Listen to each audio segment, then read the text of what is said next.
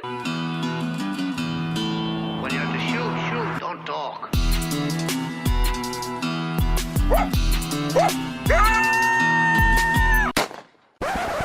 All right, everyone. Thanks for joining us for another Trap House podcast. My name's Justin Jett. I'm going to sit down here with Charlie, and we're just going to talk about all kinds of little topics, obviously all trapping related. Everything from stuff to do in cold weather, sets freezing up. We've got a couple books we're going to talk about. We got a couple trips we're getting ready to go on. We're going to talk about those. And, just some odds and ends. But first, we got to say thanks to the sponsors. Top Lot Stretcher Company. Check out their website. That's toplotstretcherco.com. They make the adjustable stretcher that we always talk about and support.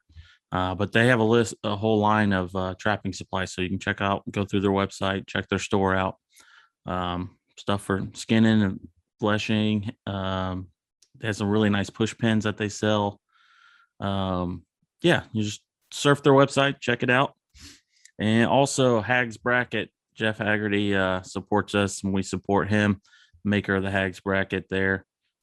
His website is j30.com. Check out their line of stuff. They got numerous great products, all American-made, good stuff. Thank you, Jeff, for the support. Also, we have Weeby Knives, their website, weebyknives.com.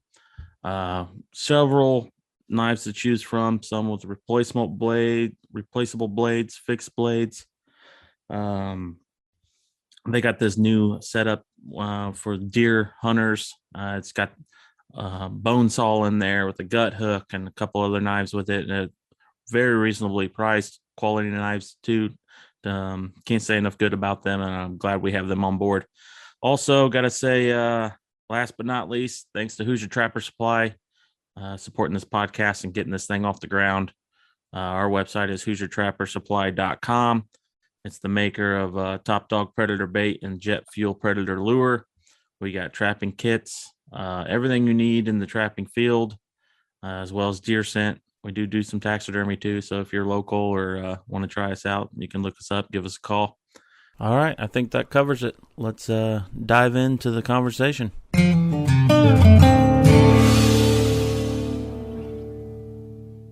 All right, we got another podcast here, The Trap House.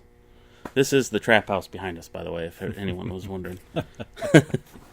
We got a lot to talk about, don't we, Charlie? So, we get these calls occasionally and said, you know what the Trap House reference is? And it's like, well, yeah, but we think we own it. We don't. We're more important than the other. Yeah, the underground doesn't own it. So, whatever. The first shed, the Trap House. I'm pretty sure those terms were here way before. Yeah. The modern day use of the term. Yeah. Well, what are we going to talk about? We're going to Kansas. Yep, we're heading to Kansas. Keeps getting delayed because we're so busy here. So we hope to get out of here later this week. And head to Kansas. Do some trapping out there. Our buddy Mike Huber, who we've done a podcast with before. Yeah. Big time coyote trapper, big time trapper, period. And he's one of those guys that doesn't make a line of lures, doesn't write books or have DVDs or do anything on YouTube. He is just a really good trapper and puts up some really big numbers. And he's, he works very hard at it. He does it this time of year. He does it full time. So, but anyways, he kind of helped us out a little bit out in Kansas with a place to stay and some ground and whatever. So, looking forward to that. He says that he's been out there for 2 months almost, or a long time, 6 or 7 weeks. So we're hoping he saves us some critters, because he told me on the phone how many he's caught, and I was like, "What about us, Mike? Invite us out here to try." He said he left us all the smart ones. Appreciate it. Yeah. So, but he said it's like bone dry out there. Yeah, Charlie's trapped Kansas. I have not, so this is new experience for me. I'm really looking forward to it. Obviously, coyotes will be the main target there in that area. They got good, and then also the bobcats. And hopefully we catch some badgers. Yeah, we haven't really necessarily been in the perfect spot to catch badger. I mean, there's always been some potential when we were in New Mexico, and I would think this prairie setting would be a little bit better. Mike's caught like 6 or 7 last time I talked to him. I mean, it's not. That was a week ago. So. Yeah, it's not. It's funny that a lot of trappers that live in badger country don't want to catch them. Yeah, But being from Indiana, where there aren't any around here to speak of, and there's some in northern Indiana, but we don't have a season. So, anyways, it'd be cool to catch one. So yeah, they dig a crater. I always thought about badgers when they're digging, you'd think they could just dig the stake out, but they always dig away from themselves. They don't dig where the stake's at. So yeah. but I'm sure a lot of you have probably seen those pictures where guys catch badgers and there'll be like a giant crater that they've dug, and the badgers look down at the bottom, looking up. So There's also what looks like we'll probably have some run-ins with some skunks. Yep. So I bought a pole today. I forgot to tell you, I bought a pole for a skunk sleeper. So be putting the syringe to the use there. Yep. I think years ago, when I trapped Kansas originally, it was just Jake and I. Jake was quite young, so I think he was in 2nd or 3rd grade was when the first time we went. And we went, I could have told you any other time, 3 or 4 years in a row we went to Kansas. And had a great time. Where we're going this time is actually it's 100 or so miles away from where we were at, so it's further west. But great memories with that trip, and I think a lot of that it was just Jake being young and never doing that kind of thing, and just had a great time, great experience. First time I ever caught a bobcat, I don't know, just a really good time. I actually did catch a badger, not the first year out there, but one of the years out there. That's the only time. I think that's the only badger I ever caught. So, yeah. It's funny because even though it was that long ago, I was still around. Actually, I was dating your daughter at the time. Now Yep. married, obviously. Yeah. But I remember when you guys would call home on the kitchen phone. This is still when people use landlines quite often versus cell phones. Yeah. Pre-flip phone, even probably. Yeah, I had I was like... But I remember calling and talking to you guys out there, and you just were having so much fun. Jake was having a blast, and I was kind of jealous. Yeah. I was wanting to go, and And the sad thing finally came. It's Yeah. finally coming. Yeah, you get to go. So the sad thing now is that Jake can't go, so it's not going full circle. So that's actually really sad. It doesn't seem right for him not to be going at all. But his story, or what's up with him, is we typically leave the day a couple days after Christmas, and because of being very busy in here, we're just not able to get out. Very difficult to get out of here. So we just put it off, and he's going to be starting school at the same time. Back to school and work. So right, and he's got a 4-day-a-week schedule. He's an electrical engineering degree, so it's not something that he can just walk away from for a few 2 weeks or whatever, and come back to and try to catch up. So we're sad that he's not going to be able to go, and I know he's not very happy about missing it. So, anyways, I won't call him and rub anything in. I'll act like I'm having a bad time. Yeah. It's just to make him feel better. I'll tell you a story on Jake when we were out there years ago, and when you're out there, and we would always go in February because we trapped on bird hunting lease ground. So, I mean, you could have 70-degree days, or you could have just nice days, or you could have nice seasonable winter days, or we had some brutally cold weather, and the wind's always blowing out there. And I remember it was like 3 degrees, and we were on a four-wheeler, and Jake always, he always wanted to drive the four-wheeler, and normally I would let him, and I just ride behind him.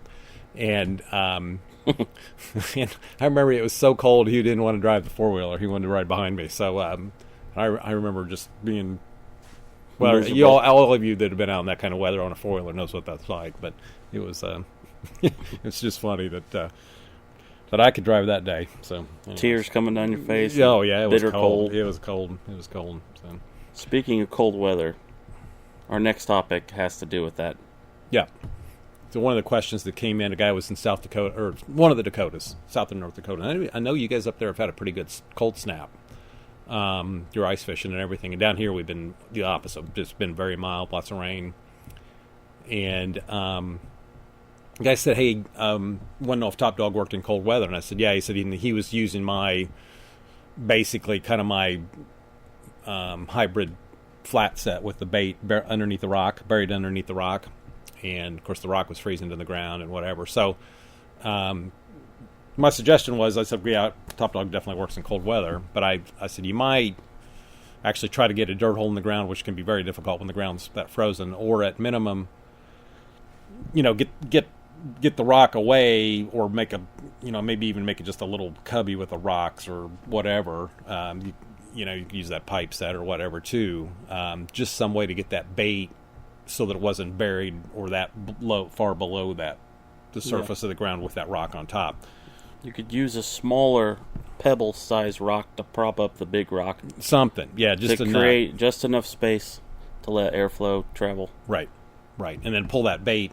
Maybe literally, if you're going to do that, I would pull the bait literally on the surface of the ground, so the animal would be more likely to smell it or whatever. And then I put some urine on top of that rock and some little bit of lure, would definitely help. But cold weather suppresses smell. That's why when you taste something, typically it'll taste better at room temperature than it will cold, or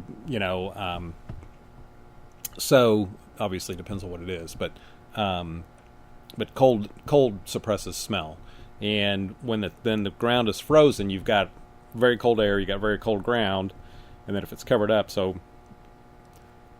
it's a lot there to expect that lure or bait or whatever to reach out over above that type of condition. So yeah, that was my suggestion. The other thing is just a general, and I've said it a number of times, but a general rule of thumb is, as the season progresses, as the ground cools off, as the things get colder, then you just, if you didn't know anything, basically the stronger the smell of lure, you just keep ramping up for cold weather. So when you get to really cold weather, you want the really strong smelling stuff.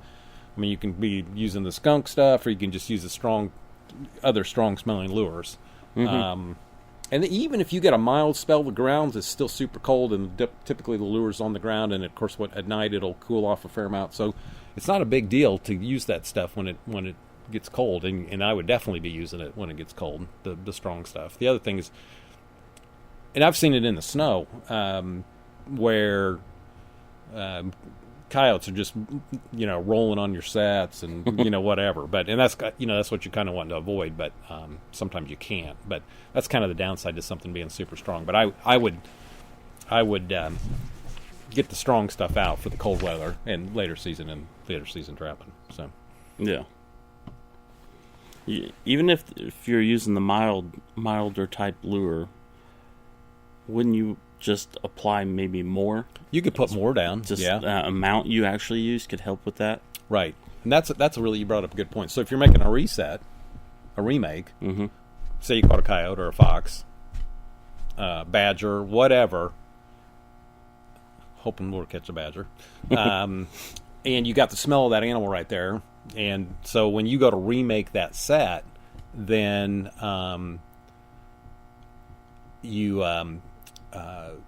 the milder lure is just fine, because that animal, it's got that set. He just lured it for you. Exactly.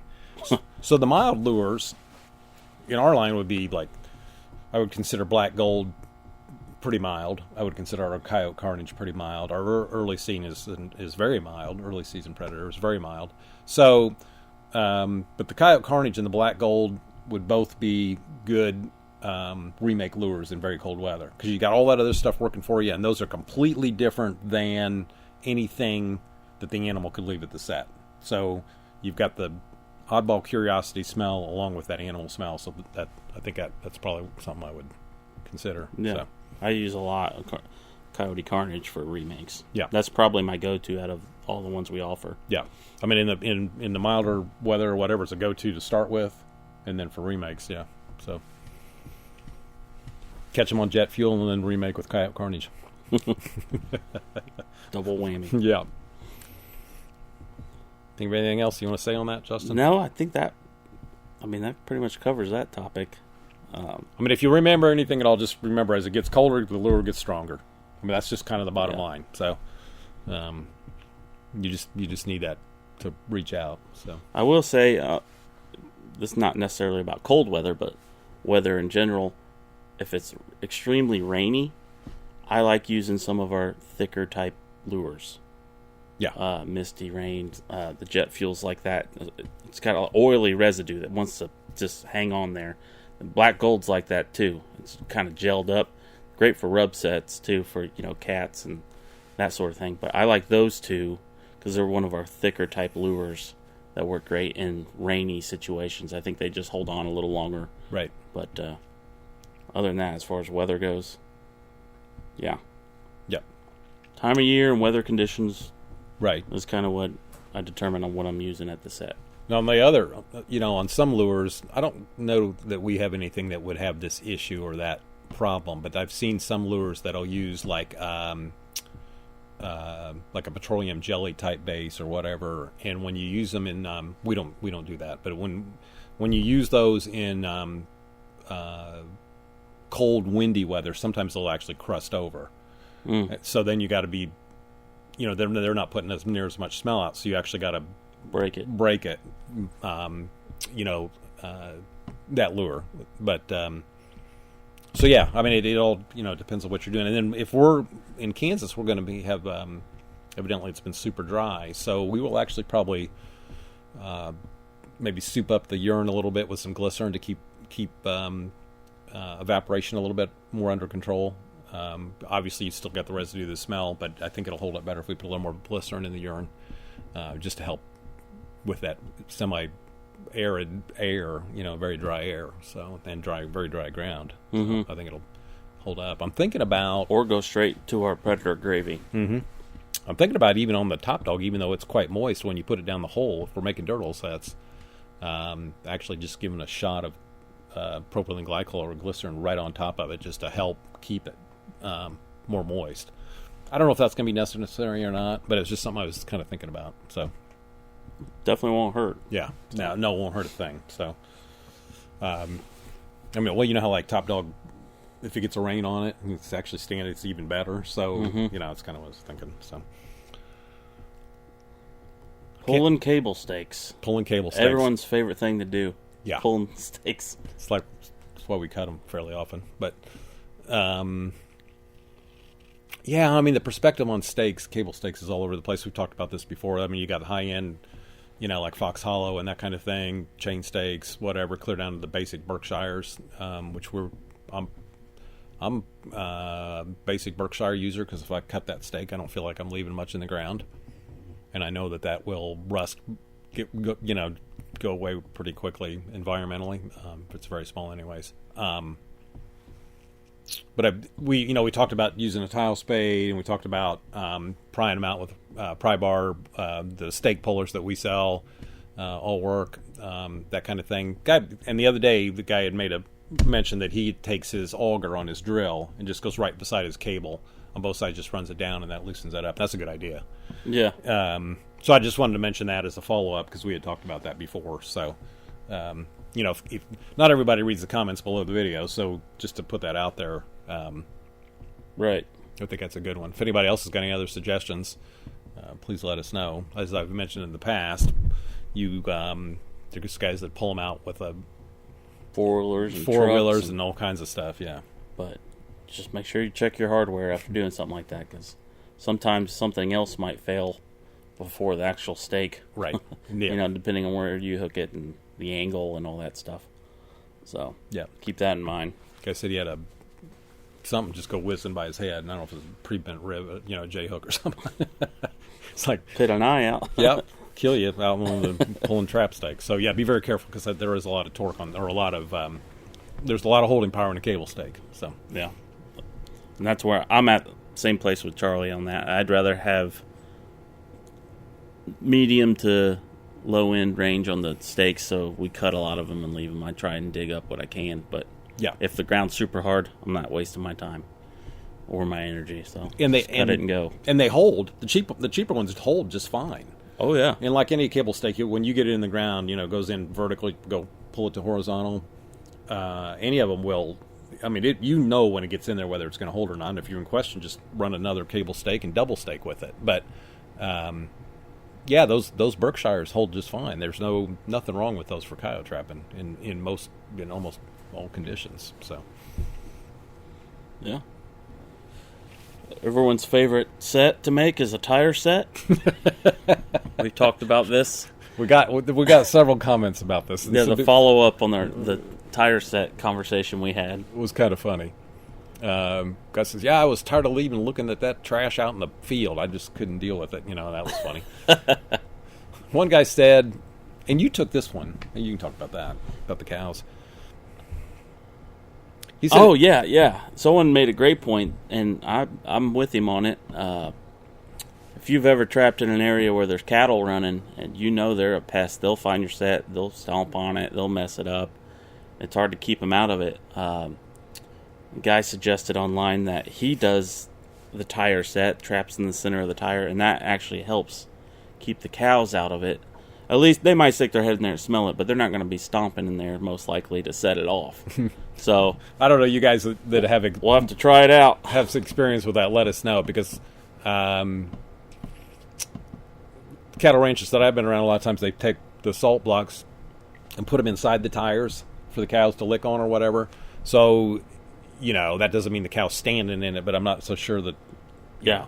So. He'll still want to check it out. Yeah. But I don't think he'll fire it necessarily. Yeah, I don't know. So we could use some follow-up comments on that if anybody wants to make a comment about it. So, one guy mentioned, he goes, "Yeah, if you're buying tires and making tire sets, you could probably go on an elk hunt cheaper." That's true. Yeah, which is a good point. So, what about the triangle set? So we put up a how-to video. It's probably been a month ago. Yeah, about how to make a triangle set. Hopefully, a lot of you watched that. It's on the how-to section of the YouTube page. How to make a triangle set. Basically, it's a trap, and then there's 3 points that you dig in the ground and put your attractant in there. So you can put lure in. You can put lure in one, lure in the other, and bait in one, or 2 baits and 1 lure, or whatever you want to do. Any combination. Sheep's wool stuff down in a little hole. Yeah, and then we just pushed. Yeah, and we were taking the whole. For those of you that saw, we took the holes and dug them with the disposable stake driver. So it's small. You can use a piece of rebar.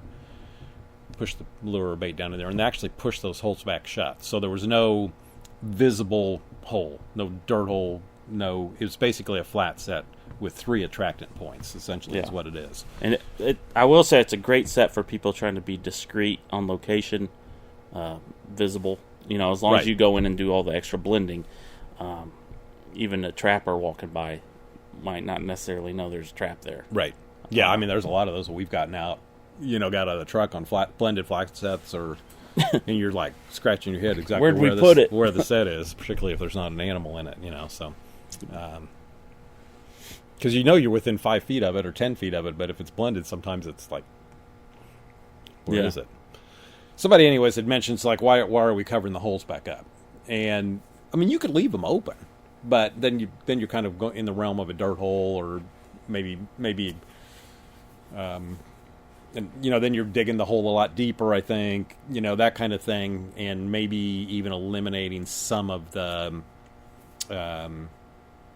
advantage of that type of set. So the animal can clearly smell it. We just kind of talked about that just a minute ago about really cold weather. If it was super cold, I wouldn't put that stuff down very deep. But the animal can smell it, particularly if it's if you're not dealing with freezing cold conditions. They have no problem smelling that at all. So So it's just a blended flat set. Anyone walking by is not going to know that there's a trap there. Or you can go to that length, and then go. Yeah, there's some. We call it triangle set. There's other names for it people were listing, but I don't remember what they all were. 3-punch set, 3-punch hole set, or something, stuff like that. But yeah, that one triangle of death set. One guy said he's been using it for 30 years, and he said very rarely does he ever see anybody demo it or show it or whatever. He was in So, and unlike the old days when somebody would say, get mad that you showed their set, this guy was like, "Oh, glad you showed that because that's a good set. I've used it for years very successfully." Which reminds me, back in the 70s and 80s, the guys were tight-lipped about telling anything, and were not crazy about telling their secrets. Yeah. You tell your secrets, you create your competition. Yeah. and there was lots of competition back then, so I kind of got it, and there was money involved, which makes people crazy, and so it was.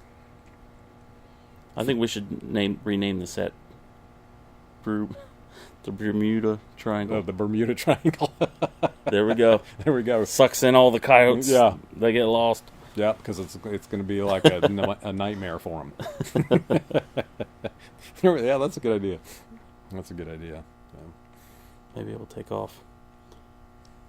Well, it's cold, so a lot of people are dealing with freeze-up issues. Right.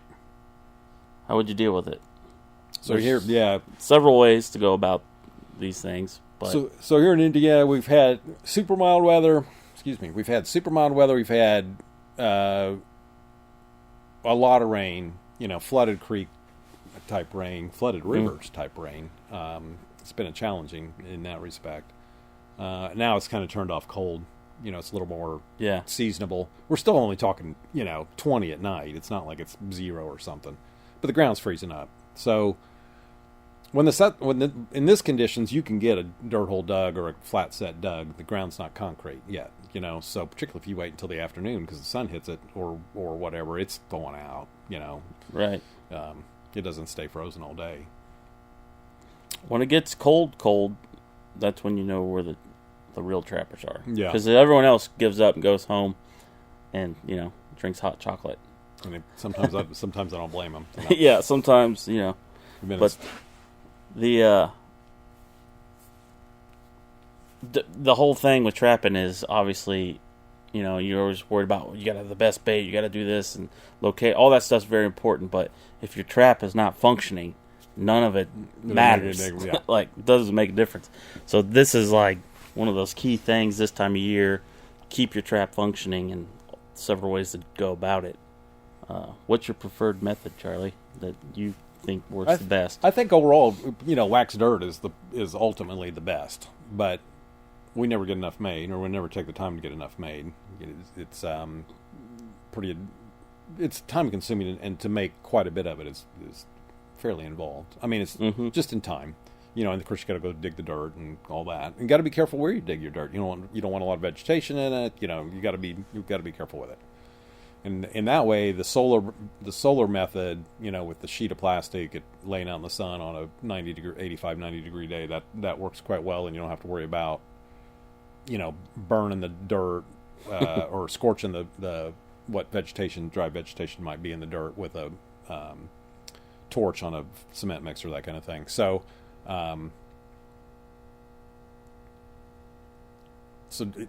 wax dirt I think is ultimately the best. Right. As most people know, when they watch us, we use a lot of cover holes, a lot of buckwheat holes. We do. They work great in mud, and they work great in freezing weather, both.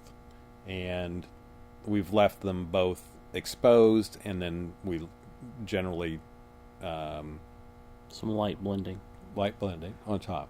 So if you light blend on top and you've got wax dirt, great.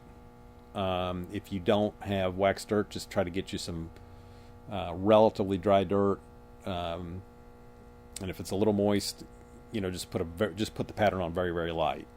If you put it on too heavy on top of the coveralls, the dirt, and then it gets wet and freezes up or whatever, you're literally taking cookies and pulling it off the top of those buckwheat hulls. You have a big crust like that, and it's easy to remove, and you could still catch a coyote if it can break through it, depending on how thick that cookie is. Right. But I mean, when you do that, it shows you how well those buckwheat hulls work. Oh yeah, absolutely. You got that cookie of what once was relatively dry dirt that got wet, frozen in the shape of a cookie that might be shouldn't be a quarter inch thick, but an eighth of an inch thick or whatever. You just pull it right off there. The coveralls are fine underneath it. So, so this fall, you guys have, you'll see the semi-live. The first semi-live comes out right before this podcast. It's already out. If you're watching this, it's out. Yeah. So first day of semi-live has been released. I think you titled it Farmland Coyote Trapping. Farmland Coyote Trapping, that's right. So, episode 11, right? 12. Episode 12. And what's cool about this, I don't think we've done this in the past. Like Charlie was saying, we don't usually come up with the wax dirt very often. It's just something we probably need to take more time and do. But this time around, we actually had access to both wax dirt and coveralls, so we actually combined the two. And I thought that worked pretty good as a combo. Right. Because, to make wax dirt, like we said, time-consuming, and it's kind of pricey. If you buy it. If you buy, I think a 20-pound bag here that we're... It's $26.95. $26.95 for a 20-pound bag. I mean, you can still get a handful of sets out if, you're not too generous with it, But I think bedding it down and the best you can with what's there with the coveralls and then just coming over the top with the wax dirt worked pretty good. Right. Because it give it the blend look. It's going to hold the coveralls down. Got both working for you. If, say, for whatever reason, if the wax dirt doesn't shed properly, it would go right through those coveralls. Right. If you didn't have it properly. If you didn't use enough of it. If you didn't use enough, it would go. It would continue on through. And right. Coveralls, unless they're standing in the water, they work great. I mean, it freezes. If they're standing in the water, literally standing in water, then they're going to freeze. Yeah. But if you had anything standing in the water is going to be an issue. So I love coveralls just as much in mud as I do cold weather. Same here. Just because trying to sift mud and pack it, and it's just a mess. You lay that down and almost kind of mix the two together, so it's to some degree, and that will give you some substance there to actually bed the trap well still, instead of just light coveralls by itself. Right. That helps, and man, I don't think trapping would be near as much fun messing with that mud. No. Well, and coveralls are lightweight, so when you're carrying around, you can carry around a 4-gallon bucket of it, and it's nothing. It just doesn't weigh anything. So they're light and fluffy. So they're really nice in that respect. It's true. Carrying around a 5-gallon bucket of wax dirt's quite heavy. So you're not going to carry that much around when you're traveling, but still, it's quite heavy. So I think the combination of the two is perfect, or as close to perfect as you can get. There's nothing perfect, but then a lot of people use peat moss, and we've used peat moss, and it's a good inexpensive cover. Yep. There's always this debate: do you sift it or you don't sift it or whatever? To play it safe, always sift it, because there's a lot of roots and debris in peat moss. Depends on how clean it is or how pulverized it is. And you might, if you buy that wherever you go, whatever farm store, Lowe's or Menards, or garden centers. 99% of that time that stuff's stored outside, and if it's not covered properly, there's still going to be quite a bit of moisture in that. So if you do get it ahead of time, you could always sift it out early. And let it air out in your garage or whatever beforehand if you're getting ready for season, to get ahead of it.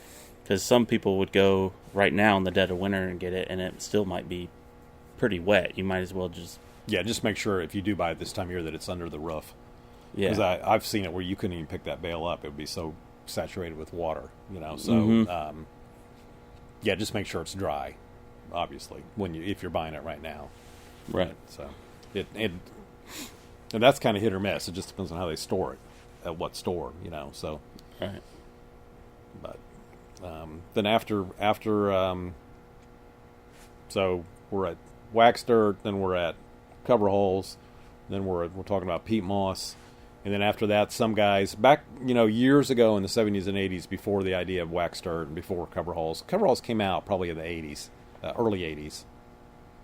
So they've been around for a long time. Guys were just carrying dry dirt, so they'd be digging stuff up from underneath bridges, or old barn, or whatever, someplace that was well protected from the weather, and digging dry dirt. And I remember doing that. neighbors had a barn over here that was like a corn crib barn. You pull the tractor in the middle and 2 corn cribs on either side. You don't see those like you used to. But we dug a lot of dry dirt out of the bottom of that barn, out of the corn crib, under the corn crib. So, and it worked. It worked. But it only works to a certain point. So it doesn't work if it warms up during the day and then you got from the ground up, the dry dirt is actually absorbing moisture. So, Yeah, pulling it, yeah, soaking it up. yeah. So So it's like a limited time deal. right, right. It might get you through one night, and you better check your trap the next morning, make sure that cover, right, or maybe reapply something. right, and then it warms up and it rains, and then you're kind of back to Square one. yeah, yeah. So it's not it's heavy to carry around. It's a kind of a pain to get it, particularly in the wintertime, and it's only partially effective. So Then you got to consider too, if you're digging dirt in a barn, did they have animals there? yeah, is it going to be something that's going to be different than the smell wise? Yeah. I don't know. I mean, that could be a plus It as could- far as a draw. They might be sniffing and be interested, but they might not want to necessarily step on it. Or they might just be digging at it because Or digging from the side. yeah, Yeah. they're digging at it because they're curious. Yeah, that smell, that doesn't really repel stuff so much. It's just the curiosity. It's the curiosity. They just might not work that area the same way as if they didn't know it was there. right, right. Less likely to step, maybe roll, dig, or Yeah, they're walk just, around. yeah. You don't want the attention on the trap itself. You want the attention on the where you put your attractant. Right. So, so yeah, it's kind of one of them things where you just want that dirt to be as clean as possible. It's kind of like the idea of we wear separate gloves when we're putting our lure and bait down. Started doing that just a few years ago. I used to just do it barehanded, and then you ended up wearing some of it or whatever. But using specific gloves to put your lure, bait, and urine down. If those gloves, so your set making gloves, you want to try to keep those as clean as possible because you get that lure or bait on your trap. It's not that the animal's going to be scared of it or think there's a trap there. It's just that they're digging at it. And typically, if something's digging at your set, then they're not going to fire the trap. So, Yeah. What else on that topic? I've heard guys going out and cutting grass clippings and using that as cover. That's a good cover. That's a legitimate cover. Just be careful that you don't want something heavy enough that it's binding up your trap. Yeah. So cutting it with scissors or whatever is a good idea. Mm-hmm. Grass clippings. The famous hay bale set. That. Just throwing hay out all over the place and. Or the hay bale set where you set the corners and all that. So that set's fine. It's just we've never done it. Nah. We should probably demo that one year. Well, we don't do it, so I don't. Oh, come on, Charlie. Let's have some fun. But it's a legitimate winter set for sure. Yes. Yeah, I know several guys that use that. Yeah, it's just you got to buy a hay bale or straw bale. I would buy a straw bale and take it out and set off that, or if you can find one existing in the field already. But that's a maybe not the most practical set, but it's definitely a winter type set. So. Yeah. So when we can talk about antifreezes and that kind of thing. So we just typically we're using the cover hulls. We're using a little bit of dirt on top, the wax dirt or dirt on top of the set, and then we just use this table salt. Yep. Got your traps waxed, you're in good shape. It's not really going to create any issues. It does a good job. It's natural. No big deal. And it does a pretty good job keeping things from freezing up. It does. Yep. Then there's also calcium chloride, which you can get from a farm store. Unfortunately, a lot of times you got to buy big bags of it. And the problem with that stuff is it works quite well. It's the same stuff they would put. I guess they put it in tractor tires, but they use it on the roads or whatever, on your sidewalks. The problem with that is if you buy a big bag, it likes to absorb moisture and turn into a giant brick, particularly in the off season or setup, whatever. So if you bought a big bag, you want to try to get that thing sealed up the very best you can if you want to try to save it. Yeah. Split a bag with your buddies or something. Yeah, and I haven't bought it for years, so I don't even know how expensive it is. If it's it's probably like everything else, it's gone up quite a bit. Some guys buy that sidewalk ice melt stuff. It looks like little little pellet things. Yeah, and use those for their trap cover. I'm assuming any of this stuff is better than not having a functioning trap, even though it's not ideal. Yeah. So I don't necessarily like the look at the way that's set, unless there's snow on the ground. Yeah, because visually it blends in better. But right. I don't know. It's not to say that it wouldn't work right. anyway, but it just for my taste. And then there's yawning tonight. Then there's propylene glycol, which is antifreeze. We sell it. Most Trapper Supply sell it. You can dilute that up to 50% with water typically and get by with it. It's a lighter consistency than glycerin, so it's more recommended to use. It does make your set wet looking. Yeah. But that's another option for you. This is not available. Hadn't been available for years and years. But there was a guy that used to sell an antifreeze, and I'm assuming it was just like a propylene glycol. It would be about what it would have to be, but he had it in an aerosol can, and you could. Trapper Supply sold it. I sold lots of it back in the really. Yeah, and he sold aerosol cans of this antifreeze that you would literally just spray on your set. What happened to those? I don't know. Sounds kind of Yeah. I mean, it was one guy that was kind of lining that up, and they weren't cheap. But a fox was $70 or a coyote was who knows what. I mean, some were really expensive. So you could get it to pay for itself. Yeah, oh yeah.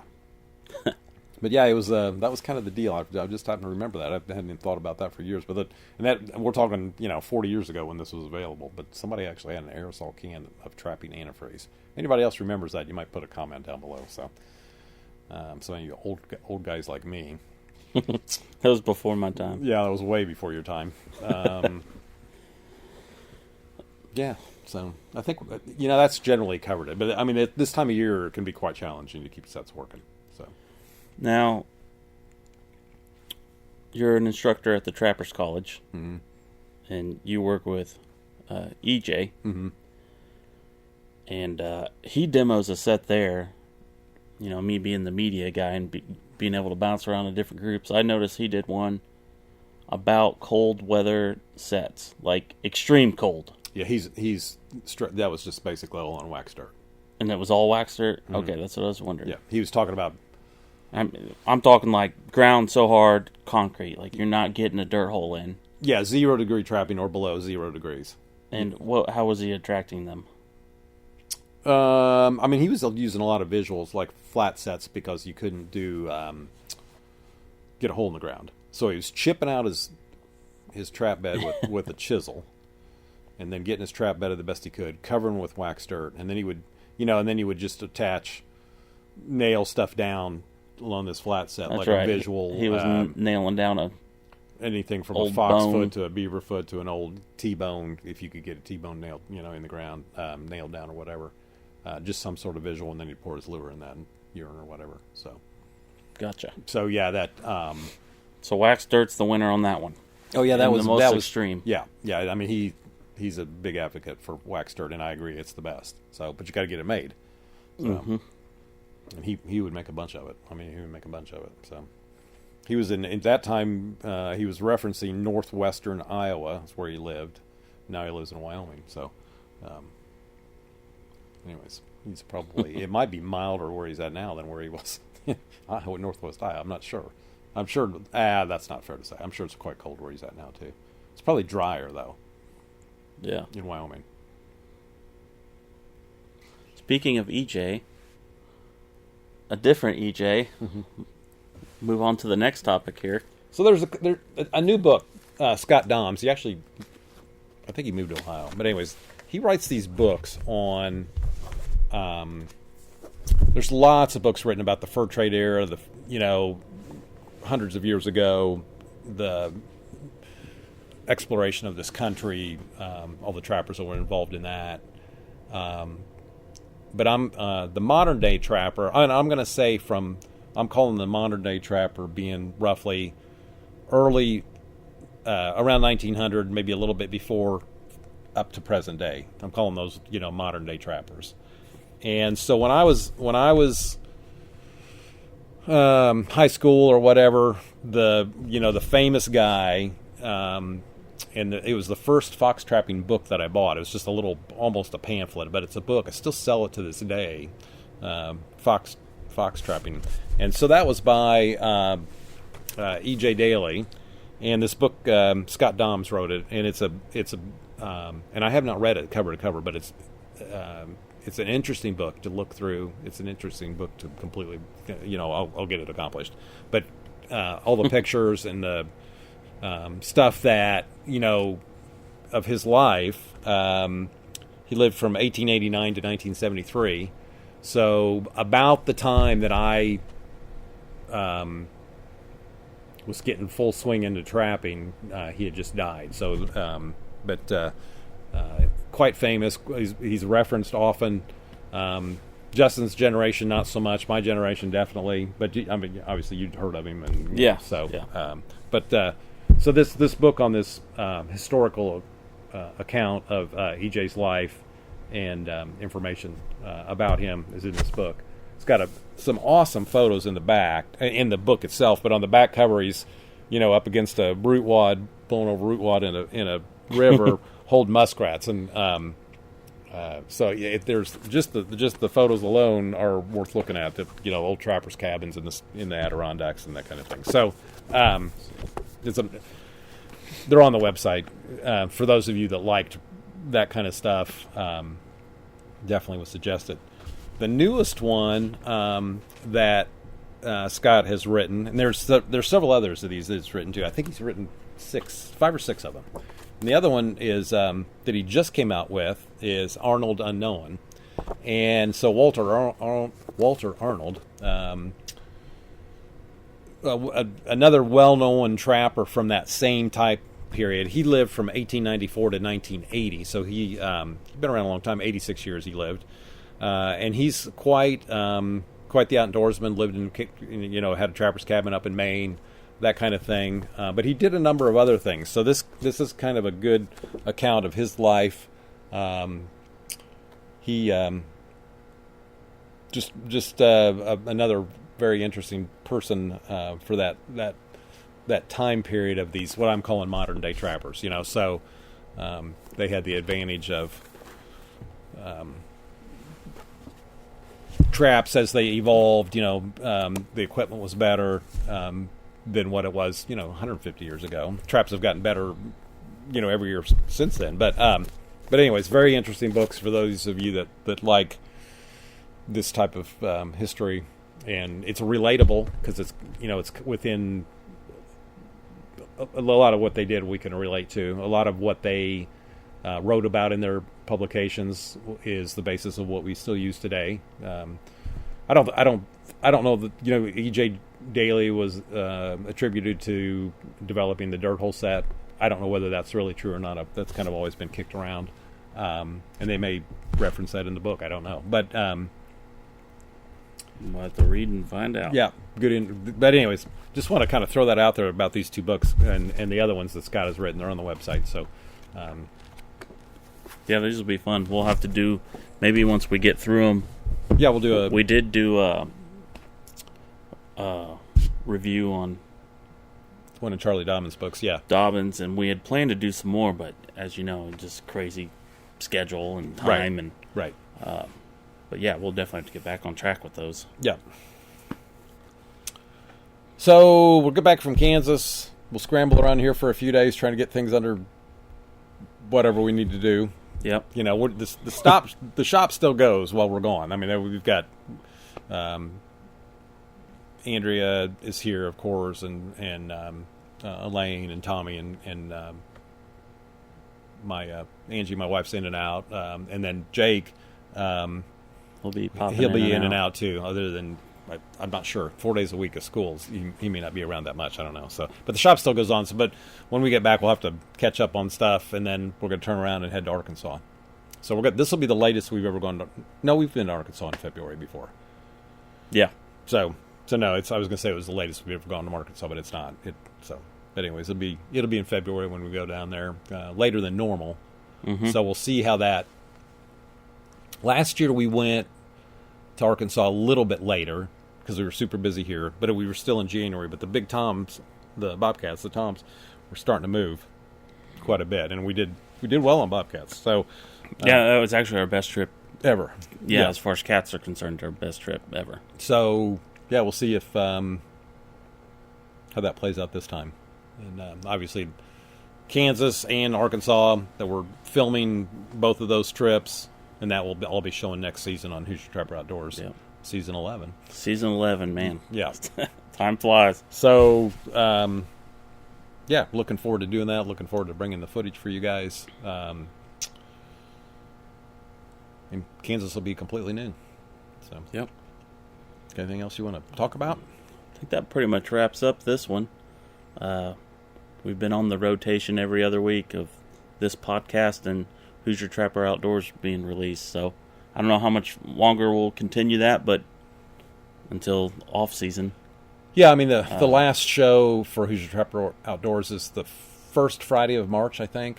Okay. So we'll continue the podcasts probably a little while past that. Oh yeah, and then we'll pick up some this summer and with some guests. We'll probably start doing some in person again. And yeah, we got I'm not going to say the name yet, but we do have a big name that might sit down with us, and yeah, they have agreed. So we just need to figure out a time. Right.